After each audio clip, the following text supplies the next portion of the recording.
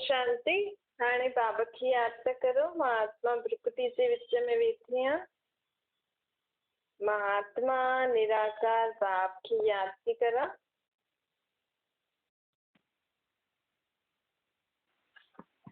हाणे महात्मा बाबा के मन जी सब ॻाल्हियूं ॿुधाए करे मन बुद्धि सां हल्की थी थियनि।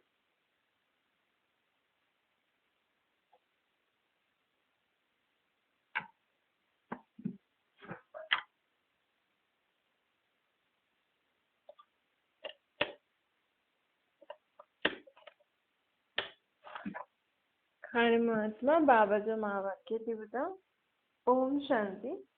अज मीठा मीठा श्री बाबा ब्रह्मा के तन द्वारा चवता मीठे मीठे बच्चे बाप हाणे ॿारनि खे आयो आहे सोजरे में वठी वञण लाइ। हाणे अज्ञान जो अंधियारी रात दुनिया में जेकी अज्ञान जी अंधियारी रात आहे वो पूरी थी वई। हाणे परमात्मा असांखे ज्ञान ॾेई करे सोजरे में वठी वञण लाइ आयो आहे। परमात्मा हिन ब्रह्मा तन में अची करे असांखे ज्ञान थो ॾे। हिन ज्ञान सां मनुष्य आत्मा जे जीवन में सोजरो थो अचे। अर्थात जीवन में कीअं सुख शांति सां रहूं, पंहिंजे जन्म जन्मांतर जे पापनि सां कीअं मुक्त थी सघंदा आहियूं, बाबा असांखे सम्झानी था ॾियनि। बाबा चवनि था बच्चे अशरीरी ठहो, मां आत्मा, इहो मुंहिंजो शरीर, इहो सदा यादि रखो। मां आत्मा अलॻि आहियां ऐं इहो मुंहिंजो शरीर अलॻि आहे। मुंहिंजो आत्मा जो पीउ परमात्मा। आत्मा खे इहो निश्चय हुजे कि हाणे मुंहिंजो जीवन में सोजरो आयो आहे, छो जो मुंहिंजो बाप मूंखे मिलियो आहे। हाणे दुख जे ॾींहंनि खे भुलिजी करे मां सुख जे जीवन में वञा थी। दुनिया जेकी तमो प्रधान थी वई आहे, हाणे मां सतो प्रधान दुनिया में वञा थी। हाणे ये तमो प्रधान दुख जी दुनिया जो अंत आहे। हाणे सुख जी दुनिया अचण वारी आहे। मुंहिंजो बाबा हाणे सुख जी दुनिया स्थापन करण आयो आहे। उन जे लाइ बाबा चए थो तव्हांखे हिन शरीर खे छॾिणो पवंदो। हाणे हिन पुराणी दुनिया, दुख जी दुनिया, हिन देह मां लगाव कढो। स्वयं खे आत्मा निश्चय करो। हाणे तव्हां आत्माउनि खे पंहिंजे विकारनि खे बि छॾिणो आहे। जेका रावण आहे अर्थात विकार आहिनि, हिननि खे बि छॾिणो आहे। हिन दुनिया जी सभु कुझु चीजूं हाणे तव्हांखे छॾणियूं आहिनि बुद्धि सां। छो जी आत्मा खे हाणे सतयुगी दुनिया में वञिणो आहे। त आत्मा जो मन ऐं बुद्धि हाणे सॼो ॾींहुं परमात्मा में ऐं नई दुनिया में लॻल हुजे। पंहिंजो संस्कार असांखे दैवी ठाहिणा आहे। बाबा चए थो आत्मा जॾहिं अशरीरी थी वेंदी आहे त पोइ ॾाढी घर में शांती थी वेंदी आहे। परमात्मा खे असां यादि कंदे कंदे अशरीरी स्थिति जो अनुभव कंदासीं त परमात्मा खां शांति जी अनुभूति असांखे थींदी। जीअं राति जो आत्मा शरीर में त हूंदी आहे, परंतु आत्मा थकी करे अशरीरी ठही वेंदी आहे। शरीर जो भान न हूंदो अथसि हिनखे, त हिनखे निंड चइबो आहे। आत्मा जॾहिं सुम्ही पवंदा आहिनि त आत्मा निकिरी न वेंदी आहे, लेकिन आत्मा थकी वेंदी आहे न त सुम्ही पवंदी आहे। त बाबा चए थो उहो त निंड थी वई, लेकिन हिते जागृत अवस्था में असांखे स्वयं खे आत्मा सम्झी करे परमात्मा खे यादि करिणो आहे थोरो समय जे लाइ। हाणे असांखे मन बुद्धि सां परमात्मा खे यादि करिणो आहे। पोइ कहिड़े बि देह जे संबंध वस्तु आदि में असांजो ध्यानु न हुजे। उनखे चइबो आहे अशरीरी स्थिति। जॾहिं इहा स्थिति थींदी आहे त पोइ घर में शांती थी वेंदी आहे, असांजे जीवन में बि शांती थी वेंदी आहे। न तव्हां माण्हू हिते वेठा आहियो, बाबा असांखे घड़ी घड़ी सिखाए थो कीअं आत्मा पंहिंजे पाण खे आत्मा सम्झो, अशरीरी स्थिति जो अनुभव करो। जीअं हिते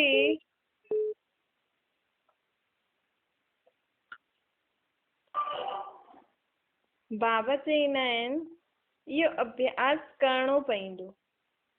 घर मां हिकु आदमी अगरि शरीर छॾंदो आहे आत्मा, त वैसे त अगरि असां शांत रहूं त घर में सन्नाटो थी वेंदी आहे, शांती थी वेंदी आहे। लेकिन माण्हू त रोईंदा कंदा आहिनि न। लेकिन असांखे शांत रही करे उन आत्मा खे शांती सां हुनजे लाइ दुआ करणी खपे कि उहो जाॾे वञे सुख जो जीवन वठे। हाणे ज्ञान जो सागर बाप असांजी दुनिया में आयो आहे, हिन सृष्टि ते आयो आहे। चए थो तव्हां हिन पराई दुनिया में वेठा आहियो। भले असां हीअ दुनिया पंहिंजी सम्झी वेठा आहियूं, लेकिन इहा आहे रावण जी दुनिया, पराई दुनिया। असांजी दुनिया हिकु त शांती धाम हुई आहे, ऐं जॾहिं असां सतयुग हिते सतयुग हुयो तॾहिं उहा असांजी दुनिया हुई। हाणे हीअ त रावण जी दुनिया आहे न, अर्थात विकारनि वारी दुनिया आहे। हिन करे आत्मा खे हिते रहण में सुठो नथो लॻे। माण्हू घड़ी घड़ी भॻवान खे यादि थो करे, चए थो हाणे असांखे बसि हिन दुनिया में न रहणो आहे, मोक्ष खपे, मुक्ति खपे। छो जे असल में ये दुनिया असांजी न आहे। हिन दुनिया में हाणे रावण जो राज्य थो हले। जॾहिं हिन दुनिया में सुख शांति हुयो, हुन समय असांखे हिते ॾाढो सुठो लॻंदो हुयो। हाणे बाबा चए थो हलो पंहिंजे घर, मां तव्हांखे तव्हांजे घर वठी वञण लाइ आयो। पोइ तव्हां हिन दुनिया में जॾहिं स्वर्ग अची वेंदो त तव्हां पोइ अचिजो स्वर्ग जी दुनिया में। हाणे मां पतित पावन तव्हांखे पावन ठाहिण जो ज्ञान थो ॾियां। मां परमात्मा बि सितारे मिसल आहियां, तव्हां आत्मा जो बि सितारे मिसल आहियो। तव्हां मुंहिंजो साइज़ रूप हिकु ई आहे। तव्हां जीअं मां बि ॾेखारे में ॾींदो आहे, लेकिन मूं में पार्ट अलॻि आहे। तव्हां सभिनि आत्माउनि में पंहिंजो पंहिंजो पार्ट भरियल आहे। कहिड़ी बि ॿिनि आत्माउनि जो पार्ट हिकु जहिड़ो न थी सघंदो। असां चऊं तूं बि हीअं कर, इहो ॾिस हीअं थो करे, तूं बि पंहिंजो जीवन अहिड़ो ठाहे, परंतु बाबा चए थो ईअं थी न सघंदो आहे। सभिनि आत्माउनि में पंहिंजो पंहिंजो पार्ट विझल आहे, ऐं हिकु जन्म जो पार्ट ॿिए जन्म में हिकु आत्मा जो बि रिपीट न थी सघंदो आहे। हर सेकेंड में असांजो कुझु न कुझु नयो पार्ट भरंदा आहे। त बाबा चए थो ॾिसो तव्हां त हर हिकु जनम बाय जनम अलॻि अलॻि शरीर वठी करे जनम मरण में ईंदा आहियो, पार्ट विझाईंदा आहियो, पर जो मुंहिंजो पार्ट तव्हां जहिड़ो न आहे। असांजो पार्ट हिन शरीर में रही करे सुबुह खां राति ताईं ॾिसो केतिरा असां जन्म वठी आया आहियूं, केतिरियूं ॾींहं असां जिया आहियूं, लेकिन मनुष्य आत्मा जो जीवन छा आहे? सुबुह जो उथे, शरीर जी सफ़ाई करे, घर जी सफ़ाई करे, पोइ पंहिंजो धंधो धोरी जेको बि आहे उहो करे, कमाए खाए, घर खे संभाले, ॿार पैदा करे, पोइ ॿारनि खे वॾो करे, इहो ई जीवन आहे न मनुष्यनि जो। लेकिन परमात्मा जो असां जहिड़ो जीवन न आहे। परमात्मा जेको हिते सृष्टि ते ईंदो आहे पार्ट वॼाइण, उनजो असां जहिड़ो पार्ट न आहे। न त उहो पंहिंजो शरीर वठंदो आहे, न हुनखे कोई पढ़ाई लिखाई करणी पवंदी आहे, न हुनखे कोई धंधो धोरी करणी आहे, न हुनखे ॿार पैदा करणा आहिनि, न हुनखे ॿारनि जी पालना करणी आहे जीअं मनुष्य आत्मा कंदी आहे। परमात्मा चए थो मां जॾहिं हिन सृष्टि ते ईंदो आहे न, हाणे आयो त मां जे तन में प्रवेश कंदो आहे, मां बि हिते अची करे तव्हांखे ज्ञान ॾींदो आहे। मां हिते अची करे टिनि धर्मनि जो स्थापन कंदो आहे। 3 धर्म, ब्राह्मण, देवता, क्षत्रिय। मां ब्राह्मण धर्म जी स्थापना, हुनजी पालना बि कंदो आहे। लेकिन तव्हां जीअं ॿार पैदा करो था, शादी था करो, पति पत्नी था ठहो, ॿार पैदा करो था, तव्हां कुख वंशावली पैदा कंदा आहियो। कुख सां ॿार पैदा करे पोइ हुनजी परवरिश कंदा आहियो। मां कॾहिं बि न त जीअं तव्हां शादी कंदा आहियो तीअं मां शादी कंदो आहियां, छो कि मूंखे शरीर ई न आहे। मां जे तन में ईंदो आहे न, हुन आत्मा खे पंहिंजी पत्नी ठाहींदो। अर्थात ब्रह्मा जे शरीर में ईंदो आहे त मां थी वियमि बाप, ऐं हीअ ब्रह्मा जी आत्मा थी वई मां। पोइ मां हिन जे शरीर में वेही करे आत्माउनि खे ज्ञान ॾींदो आहे। पोइ जेकी जेकी आत्मायूं मुंहिंजो ज्ञान ॿुधंदियूं आहिनि न उहो मुंहिंजियूं थी वेंदियूं आहिनि, अर्थात मुंहिंजे मत ते हलंदा आहिनि। मूंखे पीउ सम्झंदा आहिनि, ब्रह्मा खे मां सम्झंदा आहिनि। त मां मुख वंशावली पैदा कंदो आहे। मां ॿारनि की कीअं पालना कंदो आहे? ज्ञान ॾेई करे, सम्झ ॾेई करे, हुननि खे शिक्षायूं ॾेई करे। मुंहिंजो बि ॿारनि में मोह हूंदो आहे, लेकिन शुद्ध मोह हूंदो आहे। जेको मुंहिंजे चए ते हलंदो आहे त हुनजी मां संभाल बि कंदो आहे। जेको न हलंदो आहे त पोइ उहो हुननि जी मर्ज़ी। मोह वश हिन जो मतिलबु इहो न कि कोई बि मुंहिंजो ॿारु ठही ग़लति कमु करे त बि मां हुनखे पंहिंजो ॿारु थो मञा। मुंहिंजो जनम, मुंहिंजी ॿार पैदा करणु, पालना आदि सभिनि खां न्यारी आहे। मां बि डॉक्टर ठहींदो आहे, इंजीनियर ठहींदो आहे, मां बि सोनार आहियां, मां बि धोबी ठहींदो आहे, मां बि सभु कमु कंदो आहे। लेकिन मुंहिंजो कमु तव्हां खां न्यारो आहे। तव्हां शरीरधारियुनि जी सभु कमु कंदा आहियो। मां आत्मा जो धोबी ठहींदो आहियां। मां धोबी ठही करे आत्माउनि खे साफ़ कंदो आहियां। मां डॉक्टर ठही करे आत्माउनि जो ट्रीटमेंट कंदो आहियां। मां टीचर ठही करे आत्माउनि खे पढ़ाईंदो आहियां। मां बाप ठही करे आत्माउनि खे वरतो ॾींदो आहियां। मां सतगुरु ठही करे आत्माउनि खे मुक्ति, जीवन मुक्ति जी राह ॾेखारींदो आहियां। त मां जन्म वठंदो, मुंहिंजो दिव्य अवतरण जन्म आहे। मां ॿार बि ठाहींदो आहियां, जेकी आत्मायूं मूंखे परमात्मा खे पंहिंजो ॿारु सम्झनि। त मुंहिंजा वैसे त माउ पीउ न आहिनि जीअं तव्हांजा माउ पीउ आहिनि, लेकिन जो मूंखे शुद्धि ॻाल्हि आहे न, सर्व संबंध परमात्मा भॻवान सां निभायूं, त कई मूंखे पंहिंजो ॿारु बि सम्झंदा आहिनि। त जीअं उहो मुंहिंजी माउ पीउ थी विया। त बाबा चए थो इन रीति मां पाठ जेको मुंहिंजो आहे उहो सभिनि खां न्यारो आहे, सभिनि खां अलौकिक आहे। त बाबा परमात्मा बि हिन सृष्टि ते अची करे पाठ वॼाईंदो आहे। कई माण्हू चईंदा आहिनि असांखे त हिन सृष्टि ते पाठ वॼाइणो ई न आहे, असांखे त मोक्ष खपे। परंतु परमात्मा चए थो ॾिसो मूंखे ई अची करे, भले मूंखे पंहिंजो शरीर न वठिणो पवंदो आहे, मां पंहिंजो शरीर वठी करे पाठ न वॼाईंदो, त बि मूंखे उहे सभु पाठ वॼाइणा पवंदा आहिनि जो हिन सृष्टि ते माण्हू वॼाइनि था। मां धोबी आहियां, मां डॉक्टर आहियां, मां इंजीनियर आहियां, मां मुंहिंजी गृहस्थी आहे, मूंखे ॿार आहिनि, मां टीचर बि ठही करे पढ़ाईंदो, मां सतगुरु बि ठहींदसि, सभु कुझु ठाहींदो। मां दुनिया जी साफ़ सफ़ाई बि कंदो आहे, दुनिया जे तक मनुष्य आत्माउनि जी साफ़ सफ़ाई कंदो आहे। मां प्रकृति खे बि पावन ठाहींदो, साफ़ सफ़ाई करण वारो बि थी वियो, सेवादारी बि थी वियो। त परमात्मा जो पाठ अलॻि आहे, असांजो पाठ अलॻि आहे। बाबा चए थो जीअं जो माण्हू चईंदा आहिनि कि आत्मा परमात्मा हिकु ई आहे, आत्मा ई परमात्मा आहे, में भॻवान आहे, पर बाबा चए थो इहे सम्झी करे चओ। आत्मा परमात्मा जो रूप साइज़ हिकु जहिड़ो आहे, लेकिन पाठ त अलॻि अलॻि आहे न। जॾहिं चऊं ई था परम आत्मा परम पिता, त उहो परे ते परे रहण वारी आत्मा मुंहिंजो आत्मा जो पिता आहे न। मां परमात्मा थोरी आहियां, परमात्मा अलॻि, आत्मा अलॻि। सभिनि जी आत्मायूं अलॻि अलॻि आहिनि, सभिनि जी आत्माउनि में पाठ अलॻि अलॻि भरियल आहे। हाणे बाबा चए थो ॾिसो कोई बि president, prime minister, doctor, engineer, इहे सभु पाठ आत्मा ई वॼाईंदी आहे शरीर द्वारा। कोई चए थो कि मां प्रेसिडेंट आहियां, मां प्रेसिडेंट जो कमु कंदो आहियां, कंहिं द्वारा? ये शरीर द्वारा। मां डॉक्टर आहियां, मां डॉक्टरी जो कमु कंदो आहियां, आत्मा कंदी आहे शरीर द्वारा। दुख सुख, निंदा स्तुति, मान अपमान, सर्दी गर्मी, सुठो बुरो, ये सभु कंहिंखे थो लॻे? आत्मा खे। पर बाबा चए थो हाणे हिननि सभिनि खां न्यारो ठही वञे। हाणे कोई मुंहिंजी निंदा करे या मुंहिंजी कोई तारीफ़ करे, त मूंखे निंदा जे समय बि मूंखे अपमान फील न थिए, और तारीफ़ जे समय बि मूंखे एॾी ख़ुशी न थिए कि मुंहिंजी एॾी तारीफ़ थो करे। छो?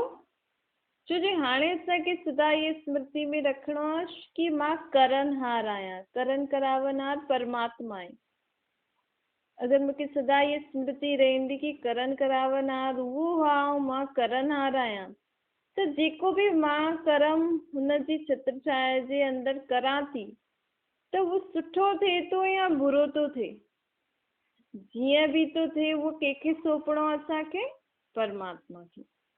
भई मां परमात्मा जी यादि में कमु थी करां, मां ये सोचां थी कि उहो ई करण करावनहार आहे, त मां त हुन सां गॾु कमु कयो। अगरि साम्हूं वारनि खे सुठो नथो लॻे या हुन सां कुझु नुक़सान थी वियो त मां छो परेशान थियां? कोई हुनजे बदिले मुंहिंजी निंदा थो करे त मां छो उहो अपशब्द वठां? त परमात्मा कराई न, हुनखे ॾेई छॾो, मां छो खणां? लेकिन इहो कॾहिं? जॾहिं मां हुनजी यादि में हुनजी मत ते हलां, ईअं न मां असां ग़लति कमु करूं असां चऊं परमात्मा कराई न। अगरि असां हुनजी मत ते हलूं था, उनजी यादि में रही करे कर्म करूं था, त इहा ॻाल्हि आहे। ऐं कोई तारीफ़ थो करे उहो बि असांखे भॻवान खे ॾियणो, बि हुन कराई त इहा तारीफ़ बि हुनजे लाइ आहे, मुंहिंजे लाइ थोरी आहे।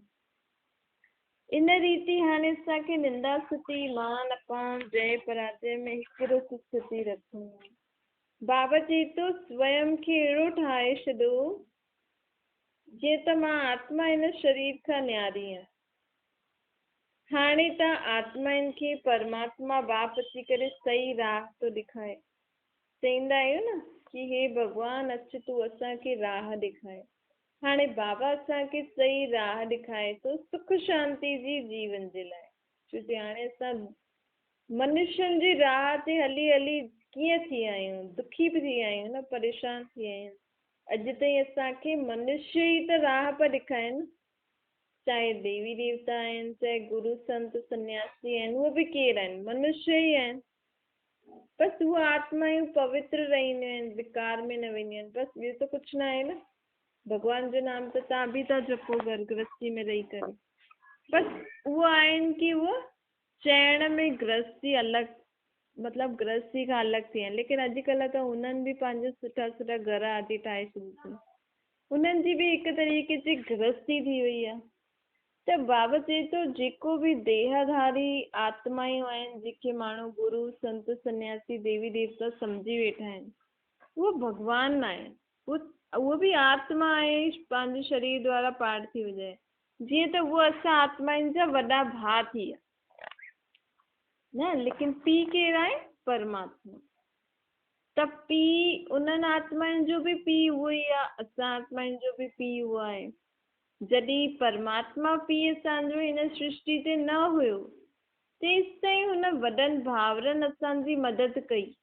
जो देवी देवता आहिनि, गुरु संत सन्यासी आहिनि, महान आत्मा आहिनि, सभिनि जो अॼुकल्ह पंहिंजो पंहिंजो गुरु हूंदो आहे। हू केरु आहे? असांजा वॾा भाउ आहिनि, भॻवान न आहिनि। भॻवान त अशरीरी आहे। उन्हनि खां बि वॾो जेको आहे उनखे चइबो आहे भॻवान, उहो आहे ईश्वर अल्लाह। उहो मुंहिंजो आत्मा जो बि पीउ आहे, हुन आत्मा जो बि पीउ उहो ई आहे। हीअं न तव्हांजा कोई गुरु अथव त हुनजो पीउ अलॻि थी वियो, न, उनजो पीउ बि परमात्मा आहे, मुंहिंजो पीउ बि परमात्मा आहे।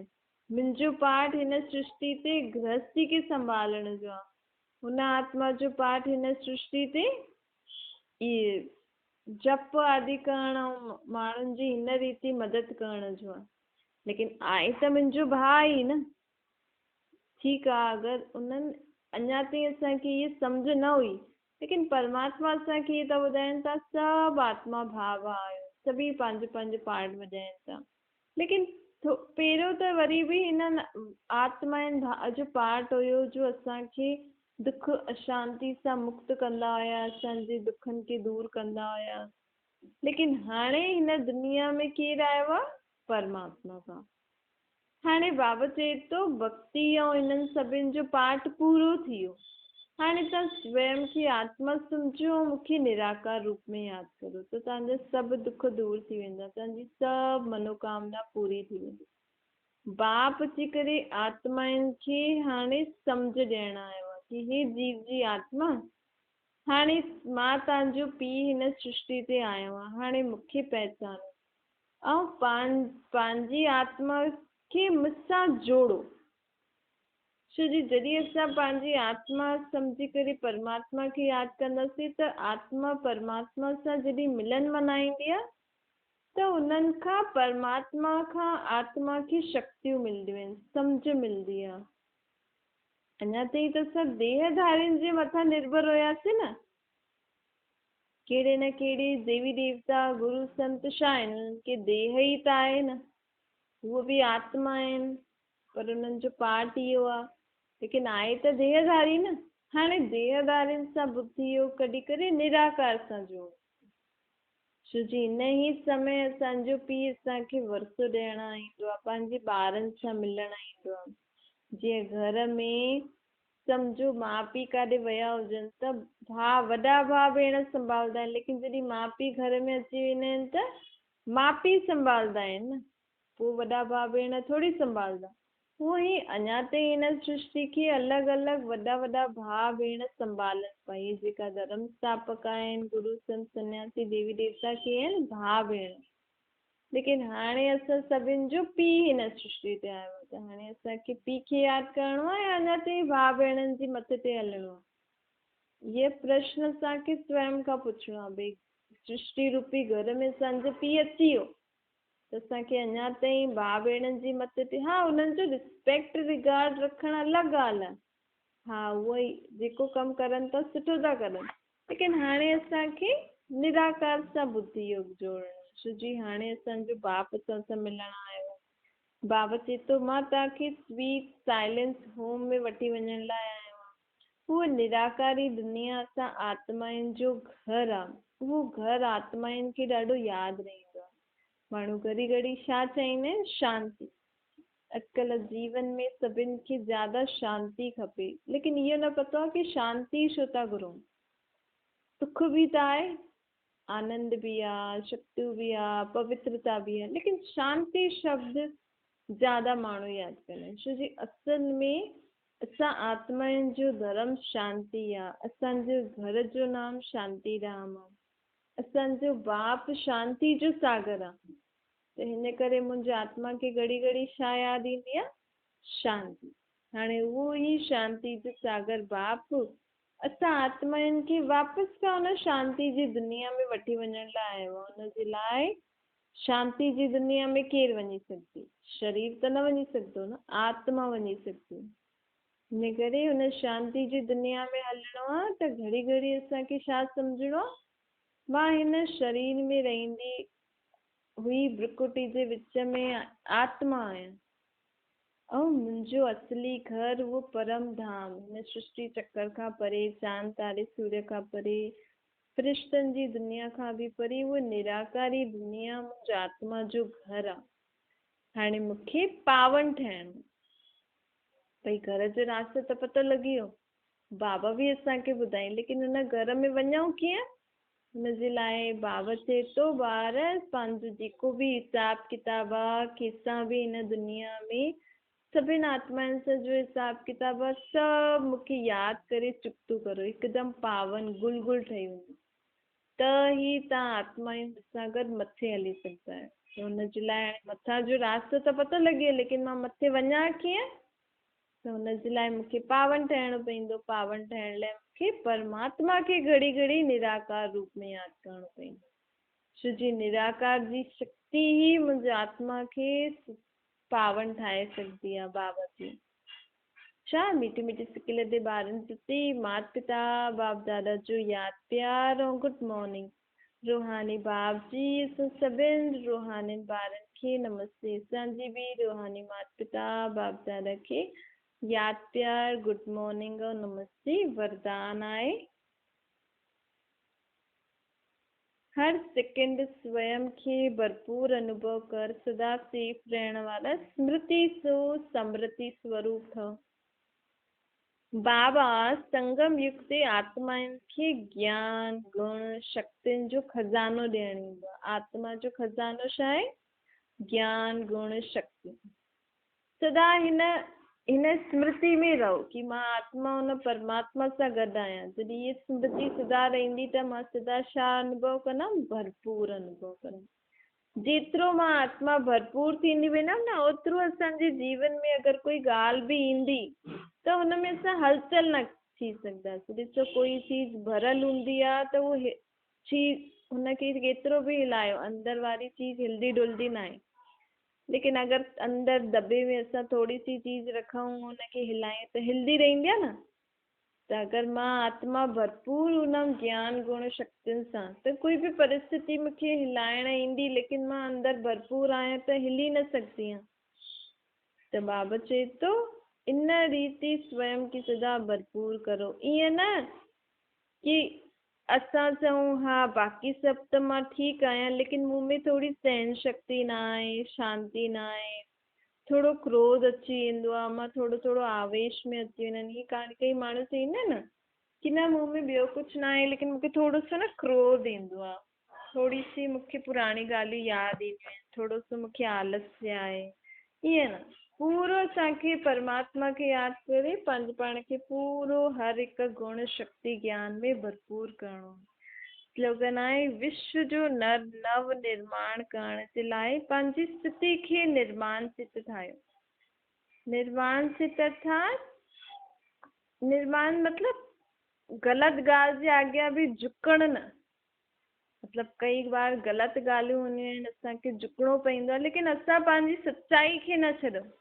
भले ठीकु आहे असां झुकऊं, ठीकु आहे, हुन सां अगरि घर में शांती रहे थी त असां उहो बि झुकी करे हलूं था, लेकिन पंहिंजी सच्चाई खे न छॾिणो आहे। पंहिंजे जेका बि असांजो परमात्मा जेको असांखे चए थो, असांखे श्रीमत ॾिए थो, हुन श्रीमत खे न छॾिणो आहे। त हाणे असांखे नई दुनिया स्थापना करण जे लाइ असां परमात्मा जा मददगार ठहिया आहियूं, सतयुगी दुनिया जा। त हुनजे लाइ असांखे सदा ई नम्र चित रहणु, निर्माण चित रहणो पवंदो। अर्थात हिन दुनिया में असांखे कोई कुझु बि चईंदो रहे, लेकिन असांखे सभिनि जे लाइ शुभभावना शुभकामना रखणी आहे ऐं परमात्मा जी श्रीमत ते सदा हलणो आहे।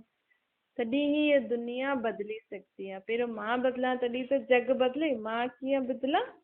सदा परमात्मा जी श्रीमत ते हली करे। कोई कुझु बि चए असांखे, लेकिन मूंखे बाबा जी चए ते ई हलणो आहे।